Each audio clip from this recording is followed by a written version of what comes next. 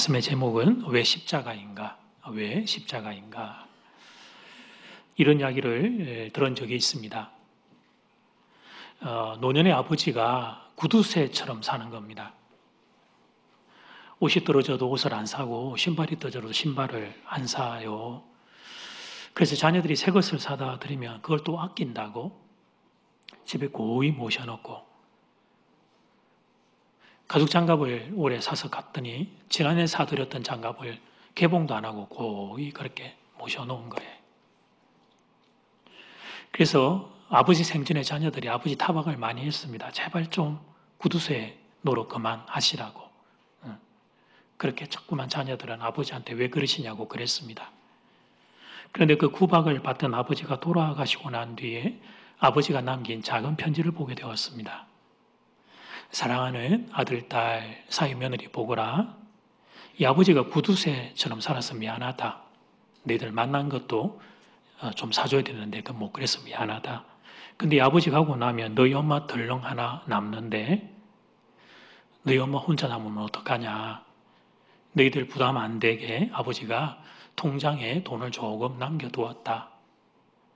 이제 엄마는 이것 가지고 살 수 있도록 너희들이 옆에서 잘 도와드리면 좋겠다. 그런 글이었습니다. 그러니까 아버지는 당신 먼저 가고 나면 뒤에 남게 될 아내 걱정을 했던 겁니다.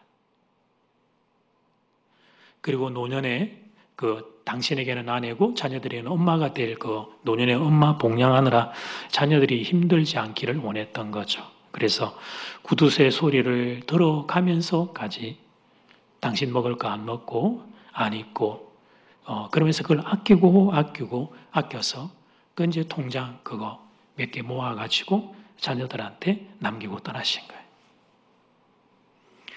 누가 알겠어요? 아버지들의 이 깊은 사랑을 누가 알겠어요? 누가 알겠어요? 참 사랑은 내리사랑이구나 하는 것들을 살면 살수록 깨닫게 돼요. 그런데 여러분 이것은 육신의 부모 아버지에게만 그런 게 아니에요. 하나님 아버지와 우리의 관계도 똑같아요. 우리가 안다고 하지만 하나님 아버지 사랑을 잘 모릅니다. 비상적으로 알고 신학적으로 알지 내 영혼의 중심으로 그 사랑의 깊이와 넓이의 바다에 빠져본 적이 우리가 잘 없는 거예요. 하나님이 우리를 위해 무슨 일 하셨는가 그리고 그 일은 도대체 어떤 의미가 담겨 있는가를 잘 몰라요. 그래서 성탄절 다가오며 예수님이 이 땅에 오신 날이라고 하지만 그게 우리의 마음 중심에서부터 감격, 감사, 기쁨, 눈물들이 잘 생기지 않는 이유인 것입니다. 자, 오늘 첫 번째 질문, 뻔한 질문이에요. 왜 십자가인가? 참 뻔한 질문인데 십자가 사건은 우연히 일어난 일이 아닙니다. 어쩌다 보니까 예수님이 끌려가서 십자가 지신 게 아니고요. 하나님의 섭리와 계획 속에서 이루어진 일이에요. 하나님의 허락 가운데 일어난 일입니다. 죄와 죽음 가운데 있는 인생들을 살리기 위해 했던 하나님의 섭리였습니다. 그런데 하필이면 왜 십자가냐는 말이 하필이면 왜? 인류를 구원하기 위한 하나님의 마음, 그 뜻은 알겠는데 그런데 하필이면 왜 십자가의 방식이 어느냐 하는 거죠. 십자가의 끔찍함을 보여주는 구절이 있습니다. 갈라디아서 3장 13절 말씀 그리스도께서 우리를 위하여 저주를 받은 바 되사 율법의 저주에서 저주라는 단어가 몇 번 나오는지 봐요. 우리를 속량하셨으니 기록된 바 나무에 달린 자마다 저주 아래에 있는 자라 하였습니다. 그러니까 십자가는 저주예요. 저주. 구약시대에 죄인들을 처형하는 방법이 여러 가지 있는데 그중에 특별히 저주를 받아야 되는 저주의 죽음을 당해야 되는 인생들은 나무에 매달아 죽였습니다. 구약의 유대인들, 신약시대도 마찬가지고. 그래서 이런 의미에서 십자가는 그게 나무 형틀이니까 그게 저주의 상징입니다. 복음서 당시 십자가의 형은 로마가 집행을 했습니다. 점령지의 소유를 잠재우기 위해서 공포정치가 필요했습니다. 넓은 영토를 다스리다 보니까 이 두려움의 공포를 만들어내기 위해서 로마에 반항을 하는 이들은 십자가의 형이 있다라고 하는 걸 아주 공포정치의 상징으로 내세웠죠. 로마의 지배하에 있는 지중해 전역 가운데서 그래서 이 십자가 여인이 시행이 되었어요. 그런데 그 많은 로마 피지배 민족 가운데 특별히 유대인들이 이 십자가형을 가장 싫어했어요. 십자가형이 선고가 되면 그래서 차라리 그 십자가를 지기 전에 스스로 자기의 목숨을 끊는 이들도 있었습니다. 십자가 즉 나무에 매달리는 건 하나님의 저주를 받는 것으로 생각했기 때문입니다.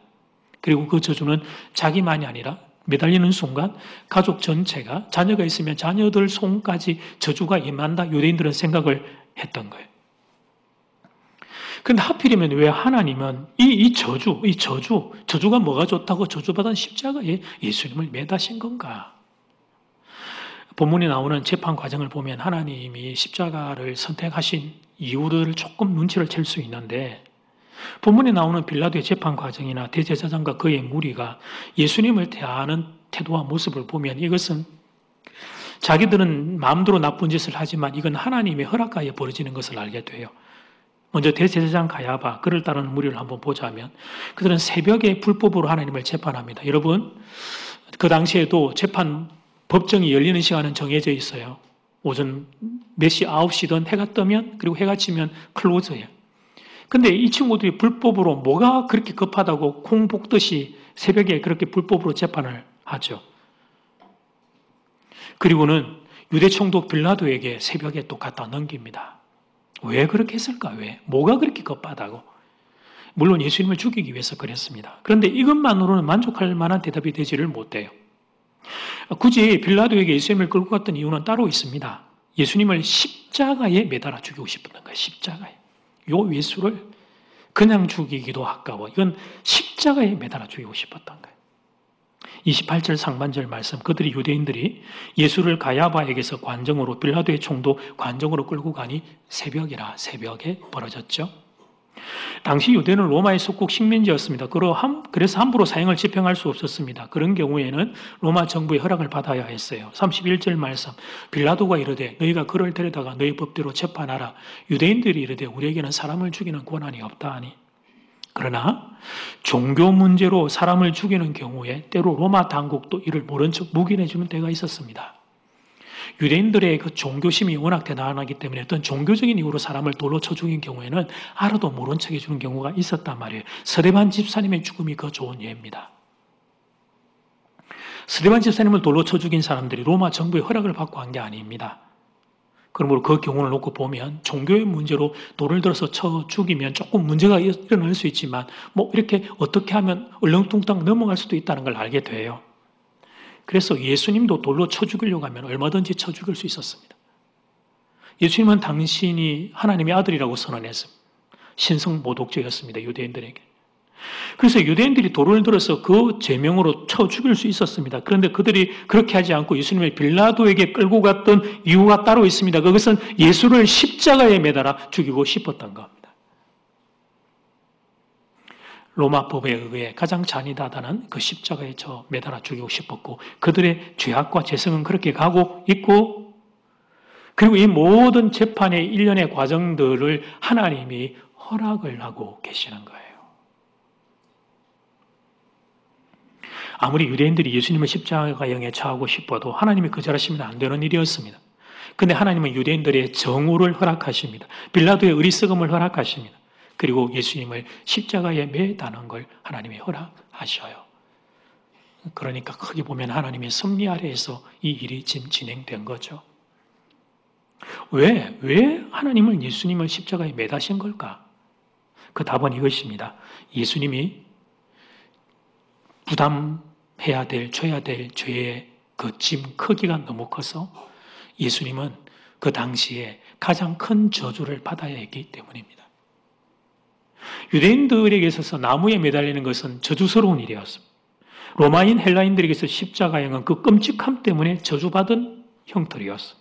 그러니까 당시 시대 사람들에게 있어서 유대인이나 이방인이나 십자가를 생각하면 그들이 공통되게 생각하는 게 있는데 그것은 십자가를 볼 때 저주라는 단어가 떠올랐단 말이에요.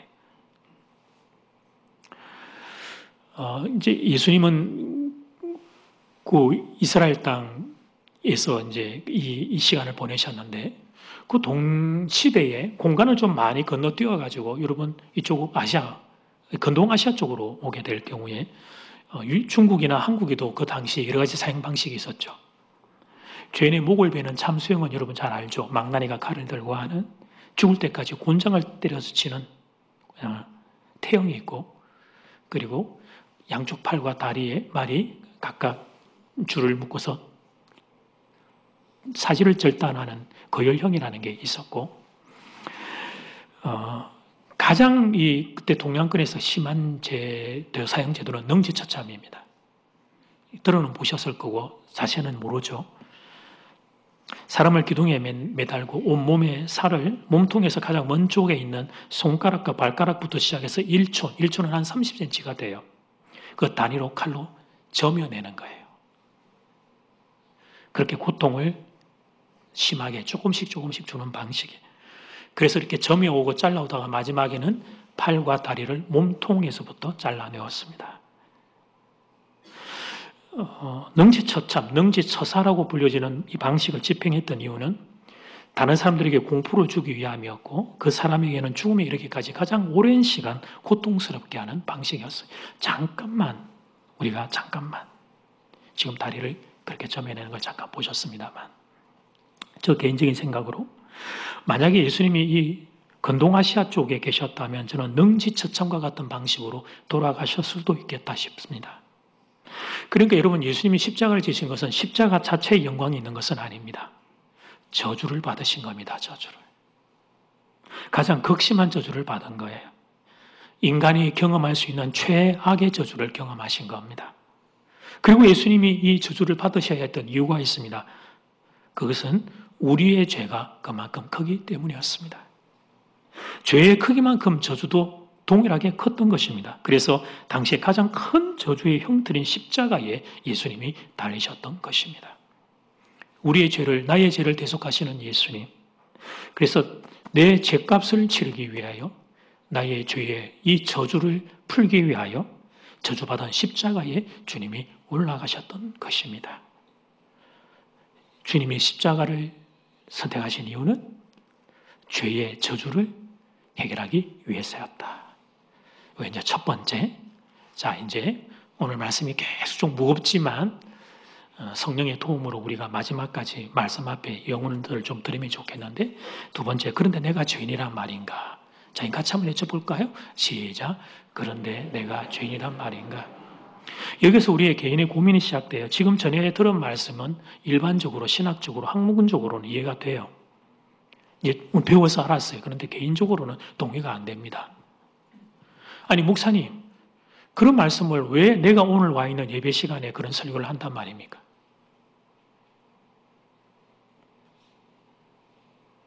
그 무겁고 마음 아픈 소리를 왜 오늘 내 예배 드리러 와 있는데 이때 지금 한단 말입니까? 내가 죄인인 죄인 그러니까 그래 죄인인가 보다 그렇게 생각하고 살지만, 아니 내가 그렇게 그 큰 저주를 받을 정도의 내가 죄인 아닌데 그게 도대체 무슨 말씀이라는 건가요? 이게 우리 마음 안에 있는 항변과 질문이죠. 조명신 목사님 책에서 본 이야기입니다. 한 아빠가 어린 아들을 데리고 마트에 놀러 갔습니다. 그런데 아들 녀석이 장난을 치다가 그 마트에 있는 가장 값비싼 제품 병 하나를 탁 건드려서 떨어져서 쨍그랑 깨졌어요. 아빠도 아들도 너무 당황해가지고 처음에는 입을 벌리고는 말도 못하고 이러지도 못하고 저러지도 못하고 있는 형국이 되었는데, 그때 어린 아들이 먼저 사태 수습에 나선 거예요. 뜻밖의 말을 했는데 자막을 한번 보세요. 아빠 튀어. 천재예요, 천재. 아빠 튀어.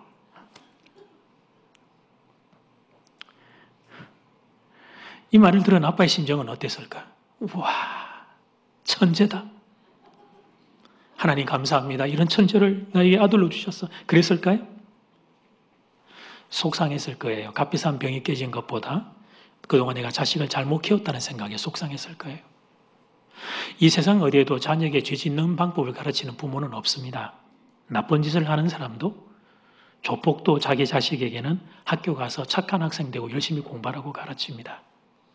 그럼에도 불구하고 아이들은 죄 짓는 방법을 자기 주도적으로 학습합니다. 아이고 이놈들, 자기 주도 학습이 이런 데서 일어나는 거예요. 공부한 데서 안 일어나고. 인터넷 게임 들어갈 때 성인 인증이 필요하면 아빠 주민등록번호 도용합니다. 엄마 주민등록번호 도용합니다. 설사 우리 아들이 다 그리 합니다.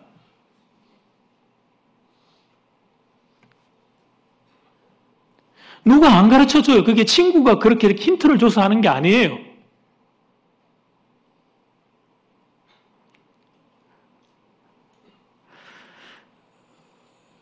그 어른이라고 그러면 괜찮나? 예, 어른도 똑같죠. 이러면 우리 나쁜 짓을 하면서 자꾸 기웃거려 봐요. 여기 내가 나쁜 짓 하는데 사람들이 몇 명이 모였는지. 그래서 숫자가 꽤 많이 모이면 그때부터는 이게 죄가 아니구나라고 생각하고 합리화를 해요. 그래서 잘못을 하다가 걸리면 이런 반응을 보여요. 자막을 보면 다른 사람도 다 그러는데 왜 나만 갖고 그래요? 노아가 살던 시대에 죄가 차고 넘쳐서 하나님이 홍수로 죄가 간영한 땅을 덮으셨거든요. 그 시대에는 죄를 죄로 여기지 않았어요. 앞집, 뒷집, 좌우, 옆집이 다 그렇게 살았어요. 죄가 트렌드였어요. 트렌드. 멋진 트렌드였어요. 패션이랬다니까 그때. 그럼 노아 시대만 그랬냐? 아니에요. 지금 이 시대는 그때부터 죄가 더욱더 관영한 시대입니다. 전에는 그래도 죄의 항목으로 분류되던 것들이 지금은 뭐 인권, 개인 자유라고 하는 이름으로 그 경계가 모호해집니다. 죄라고 말하지 않고요. 실수라고 그렇게 변질시켜요. 이런 시대적인 흐름 속에 살고 있기 때문에 오늘 저의 이 설교는 듣기가 상당히 불편하실 겁니다. 유튜브로 보고 계시는 분들도 아마 듣다가 불편해서 지금 끄고 나가는 분도 계시리라 생각해. 우리는 내가 죄인이라고 하는 사실을 중생이면서부터 인정하기가 어려워요. 우리가 이 시대에 살고 있기 때문에. 그래서 여러분 진실, 가장 중요한 진실, 내가 누구인가? 창조주 하나님 앞에서 나는 누구인가? 가장 중요한 진실에 직면하는 일들이 갈수록 어려워지고 있는 겁니다. 그러나 여러분, 자꾸만 우리는 내가 죄인이라는 걸 인정하기 싫어도 이미 사실은 우리가 이 모든 인생은 죄인이라는 사실을 전제한 가운데 우리가 살고 있어요. 조금만 돌아보면. 여러분, 우리가 약속을 할 때, 돈을 빌리거나 할 때, 은행 가서 여러분, 안녕하세요. 저 안종대 목사예요. 1,000만 원만 땡겨줘요. 그러면 여러분, 저는 땡겨와요. 한 1억까지는 준다고 그러더라고. 주민등록증만 내놓으면 또 진짜로 믿을라? 아이고, 얼마나 여러분 냉정한데 단 1원도 그냥 안 옵니다. 서류가 몇 가지가 들어가야 됩니다. 심지어 여러분 우리는 뭔가 이렇게 등록하고 할 때 일반 도장 가지고 안 돼서 뭐 갖다가 있습니까? 인감도장. 인감도장 사진 보여드릴까요? 뭐 저것도 인감도장도 뭐 촛불로 만든 도장, 뭐 번개 맞아가지고 맞아 대추나무로 만든 도장 뭐 이런 걸 하라고 막 그러대. 전 플라스틱 쓰고 있습니다만. 뭐 그 한자 막 어렵게 막 해가지고 도용 못하게 아무리 어렵게 만들어봐 도용하려면 다 도용 가능하지. 왜요? 왜 이렇게 해요? 우리는 다 알아요. 서로가. 인간은 어떤 존재인지를 서로가 다 아는 거예요.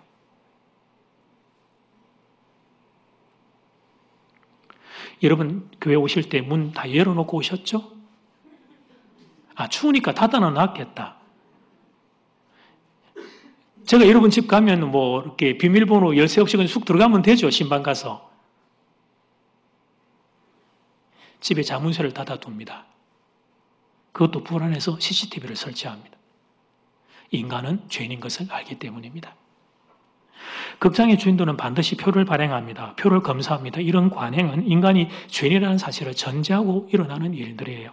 극장에서 표를 검사하지 않는데 돈 주고 표 사서 들어가실 분 저부터 손 내릴 거예요. 그걸 돈을 주고 사서 가요. 그냥 가서 앉아서 자리 없으면 서서 보다 오면 되지. 사람이 사는 사회는 인간의 죄를 전제하고 제도가 운영되고 있어요. 법이 없으면 사회가 유지되지 않아요. 공권력이 없으면 세상은 무법선지가 돼요. 인간은 죄인입니다. 그리고 죄인이라는 단어에는 나도 포함됩니다. 그런데 어떻게 하면 좋아요? 내가 죄인이라는 사실을 인정하는 게 왜 이렇게 싫은지. 여러분 제가 저희 인생을 돌아보면요. 내가 죄를 지어서 죄인이 아니고요. 내가 죄인이어서 죄를 지어요. 아무리 좋은 이야기를 들어도 그때뿐이에요. 내 죄를 고치기 위해서 다짐한 게 한두 번이 아닙니다. 그런데 나의 언행이 쉽사리 고쳐지지가 않습니다. 결국 문제는 내가 죄의 본성, 죄의 뿌리, 죄의 노예로 잡혀 있기 때문이구나 하는 걸 알게 됩니다. 내게서 선한 것이 잘 나오지를 않아요. 악하고 추한 것들이 자꾸 나오려고 해요. 모이면 뒷담화입니다. 다른 사람들, 교회, 목사님 칭찬하는 건 안 됩니다. 늘 자꾸만 내 입에서 나오는 건 비판이고 또 비판이고 원망입니다. 내 교회에 대한 비판, 한국에 존재하는 다른 교회에 대한 비판. 교회 생활을 10년을 했는데 그렇습니다. 교회에 귀한 직분을 받았는데 그렇습니다.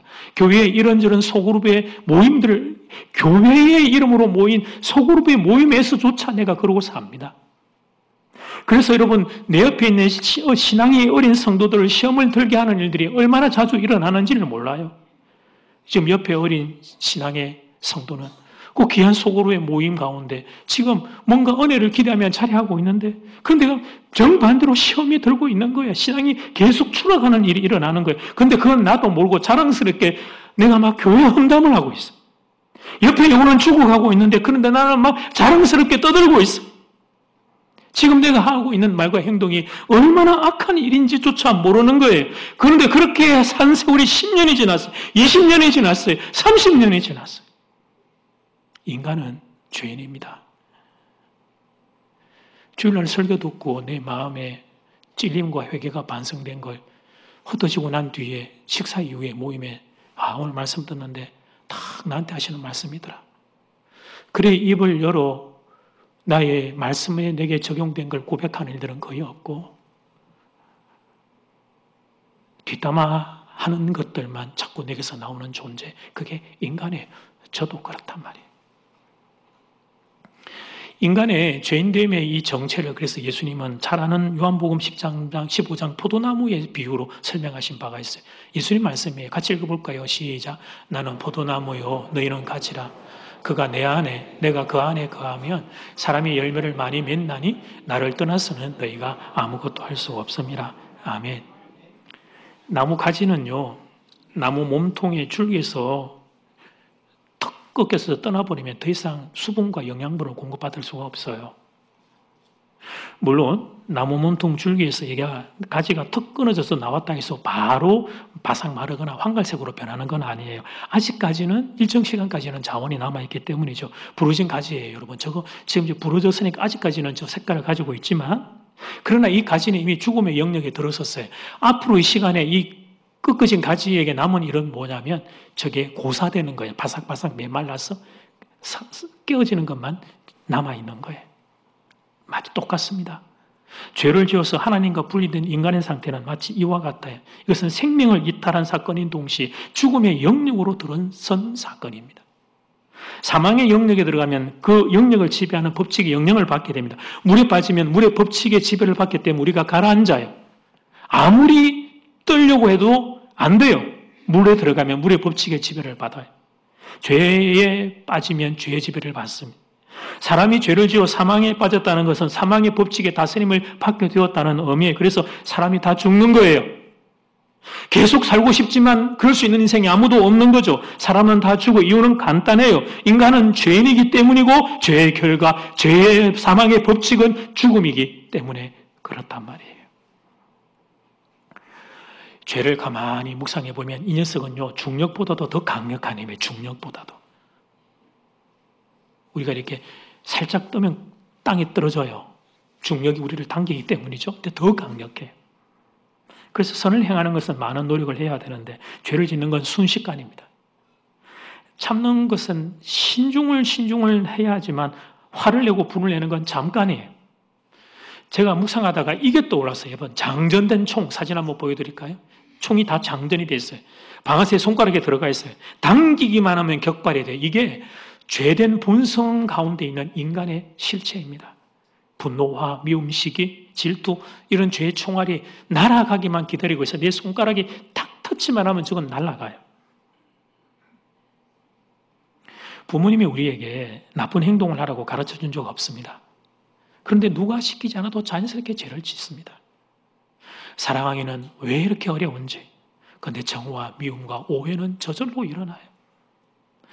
지금 여러분 오늘 말씀에 쭉 묵상하여 이 죄인에 대한 이 묵상은 누구를 고찰하다가 발견했냐면 안종대 목사 저를 고찰하고 저를 연구하다가 발견한 결과예요. 근데 여러분은 괜찮습니까? 여러분은 저하고 다른 인생이십니까? 여러분 정말 괜찮아요? 여러분은 그래도 아직도 내가 죄인이라고 하는 사실에 대하여 지적인 깨달음과 동의가 안 되시는지.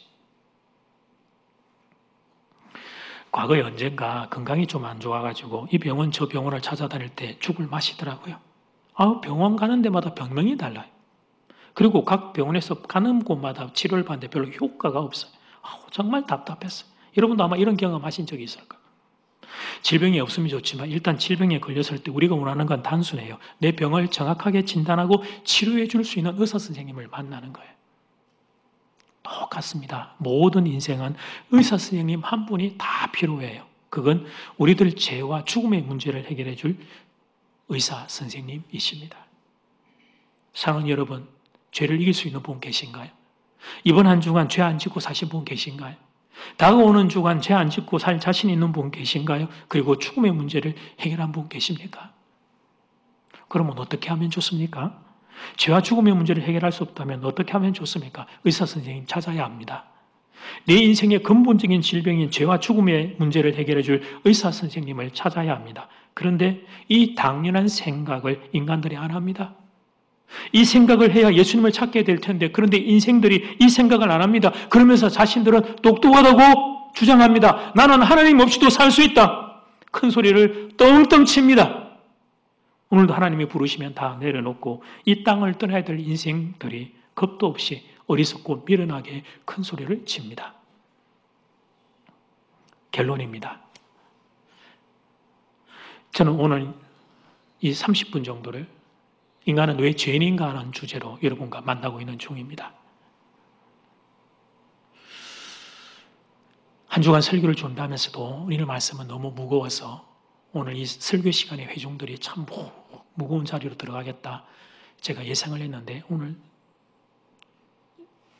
저와 여러분이 그런 무거움들을 느끼고 있어요. 그럼에도 불구하고 제가 오늘 이 말씀을 전하는 이유는 여러분 결국 이 사실을 깨닫고 인정을 해야만 그 사람들은 예수님을 만날 수 있기 때문입니다. 여러분 우리는 내가 죄인임을 알게 될 때 그때 비로소 우리는 구원자를 찾게 됩니다.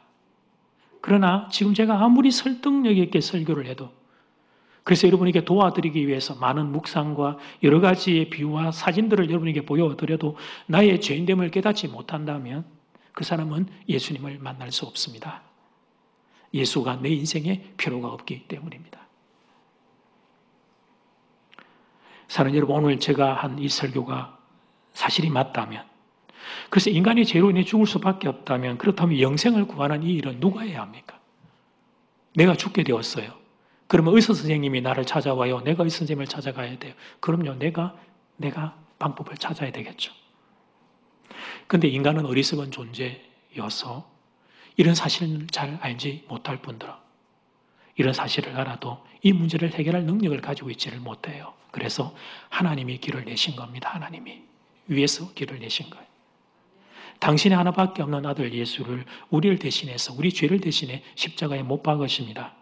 그 일 하겠다고 예수가 크리스마스에 이 땅에 우리를 찾아오신 거예요. 그리고 이 사실을 믿는 이들에게는 우리들은 한 게 아무것도 없지만 예수의 구원의 능력이 임하는 은혜를 허락해 주십니다. 이것이 바로 예수가 십자가를 지신 이유입니다. 이것이 바로 예수님이 이 땅에 오신 이유입니다. 그리고 이것이 여러분을 향한 하나님의 사랑입니다. 여러분은 이 사랑을 아십니까? 사랑하는 교우들이여, 여러분은 하나님 앞에서 나의 신분과 그리고 이런 나를 향한 하나님의 깊은 사랑을 여러분은 아십니까? 이 사랑을 아십니까? 이 사랑을 아십니까? 이 사랑을 아십니까? 이 사랑을 알게 되기를 주 이름으로 축복합니다. 아멘.